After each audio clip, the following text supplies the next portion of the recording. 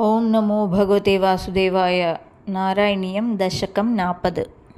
పూతనా మోక్షః.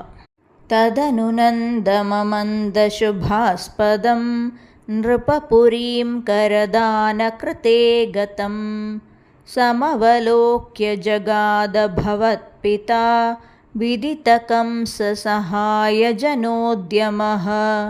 అయి సఖే తవ బాలకజన్మ మాం సుఖయతేద్య నిజాత్మజన్మవత్ ఇతి భవత్పితృతామ్రజనాయకే సమధిరోప్యశంసతమాదరాత్. ఇహ చ సంత్యనిమిత్తశతాని తే కటకసీమ్ని తతో లఘుగమ్యతాం. ఇతి చ తద్వచసా వ్రజనాయకో భవదపాయభియాదృతమాయయౌ. అవసరే ఖలు తత్ర చ కాచన వ్రజపదే మధురాకృతిరంగనా తరళషట్పదలాలితకుంతలా కపటపోతకతే నికటం గతా. సపది సాహృతబాలకచేతనా నిశిచరాన్వయజా కిల పూతనా. వ్రజవధూష్విహ కేయమితి క్షణం విమృశతీషు భవంతముపాదదే. లలితభావవిలాసహృతాత్మభిః యువతిభిః ప్రతిరోద్ధుమపారితా. స్తనమసౌ భవనాन्तनिषेधुषी प्रददुषी भवते कपटात्मने.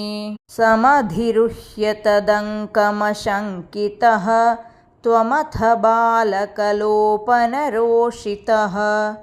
महदिवाम्रफलं कुचमण्डलं प्रतिचुचूषिथ दुर्विषदूषितम्. असुभिरेव समं धयति त्वयि स्तनमसौ स्तनितोपमनिस्वना.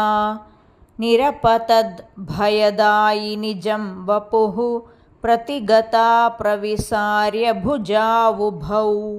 भयदघोषणभीषणविग्रह श्रवणदर्शनमोहितवल्लवे.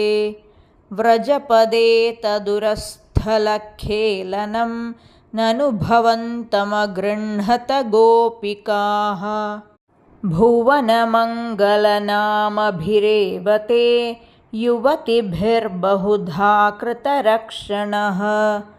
त्वमयिवातनिकेतननाथ माम् अगदयन् कुरु तावकसेवकम्.